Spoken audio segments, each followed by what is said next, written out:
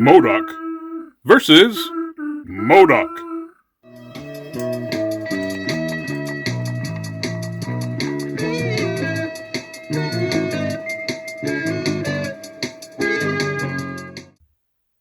In this review, we're going to be looking at the new Marvel Legends series, M.O.D.O.K, mental organism designed only for killing. It's the new Build-A-Figure in a box, and we're going to do a little bit of a review and comparison with the old Toy Biz Build-A-Figure. First off, let's take a quick look at the packaging. I got this from Amazon, so you pretty well know what to expect. I'm going to have some damages to my box. We have science scene in multiple languages. The M.O.D.O.K acronym on the bottom. Nice little science scene on the front. We got the M.O.D.O.K logo on the top. Product imaging on the back. You show how big the actual figure is inside. And actually shows off the different face plate. The flame effect. Some of their features. There's a small bio in multiple languages. If you want to pause it there. Get some warnings, attention, sad onion. That's a legalese. And there's the barcode for those who need it. Here we have all M.O.D.O.K's parts in the tray. You see, he's basically a kit you put together. It's just like a Build-A-Figure. Instead of buying an entire wave to get to build the M.O.D.O.K, you get the Build-A-Figure in a box. And here are all the parts outside the tray. Let's go ahead and look at all the pieces. We have the front part of M.O.D.O.K with his face, and there's actually an interchangeable face. The arms come pre-attached. The joystick's on a ball joint. And here we have his teeny tiny little legs. There's a little ball socket there, the ball joint. Left leg. We have he comes packaged with the open splay hands. Comes with a alternate grip trigger hand and a closed fist hand.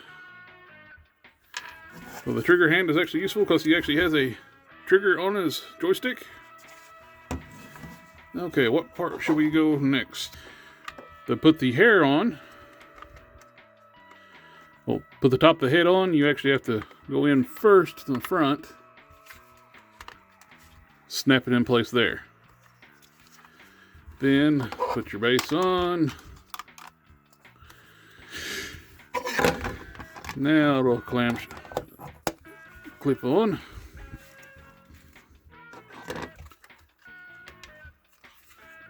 You want the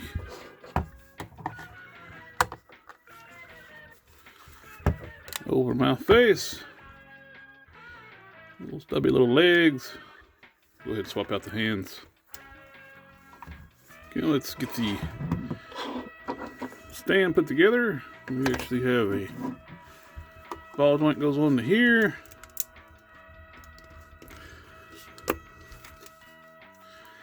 Then we have big, this slides on. And there we have M.O.D.O.K together.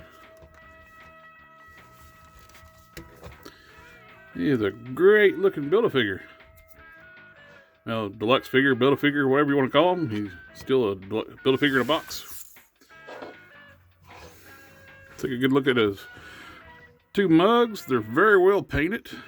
We have the open expression mouth and the frowning mouth face. They both look great. I love how they did the eyes. They're separate pieces, and they're like a real glossy. You can actually see. I don't know if you can pick it up on camera enough. There's actually an iris in there. It's a brighter white than the rest of the eye. Looks really good. Nice paintwork on the little forehead crest that connects to the top. Good. Nice paint all over. I love the gold they use, the gold plastic. It is the swirly gold plastic that Hasbro uses a lot.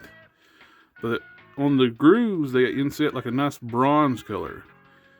Darker gold or bronze type color. Looks really good. Brings out all the sculpted details onto the base. The booster section is actually a different color. It's more of like a darker gold or bronze you want to on the bottom, and you got the paint details picked out here. I love the little wave signal paint on the bottom here. The mouth is very well painted on the open mouth one.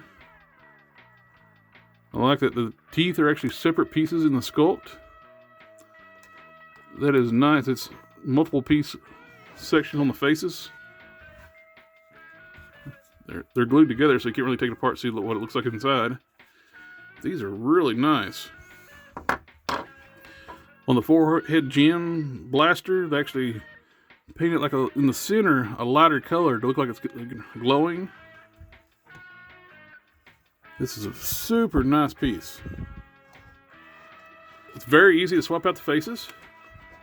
They just slide in and out. Big plug, big socket. And slide the other face in. Can't get any easier than that with changing out the faces. Do have a few little specks on the faces. Probably could rub them off.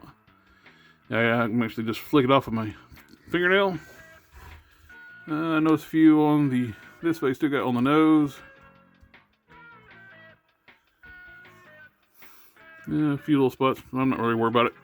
M.O.D.O.K's ugly, so it'll be fine.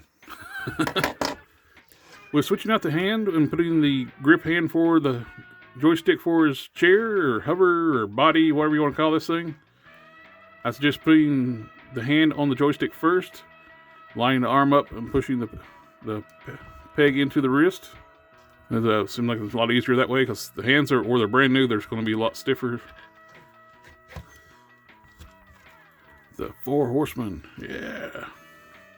Woo! Another cool thing about this M.O.D.O.K, you can actually store the extra face and extra hands inside the body itself. You can actually open up the figure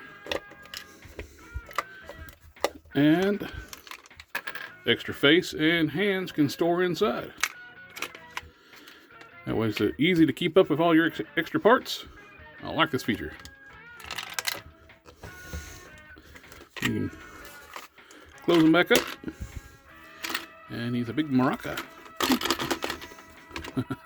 For articulation, it's M.O.D.O.K, so he's not going to be super articulated. So he's got swivels at the shoulders, hinges. There's no bicep swivel.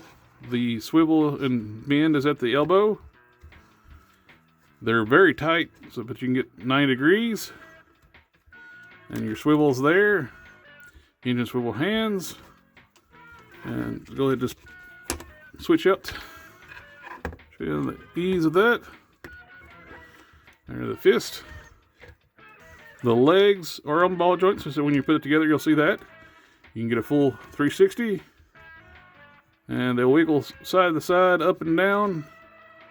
You actually have double jointed knees. And his face fell off. He actually has really good range in his legs. And he has hinged ankles and ankle pivots. Let's see. Curious. With the Toy Biz M.O.D.O.K, the legs were very free spinning and they couldn't really hold any weight. I'm curious. Let's see if he can actually stand on these tiny little legs. There you go. You can actually have M.O.D.O.K standing very awkwardly, but he will stand on his legs. And blasting off. M.O.D.O.K using a little different blast effect than from his forehead.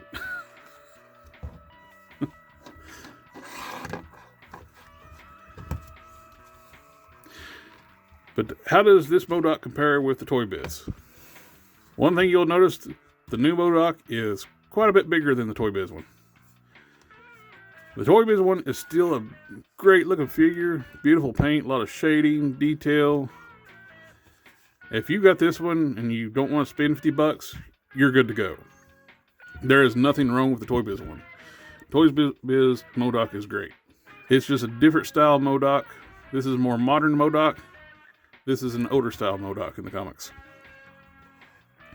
As I mentioned, this one has free spinning legs.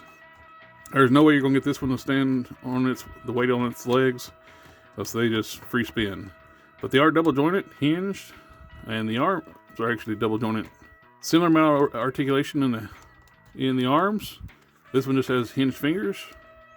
You can actually get a little better range out of the arms on the new one because they'll swing out,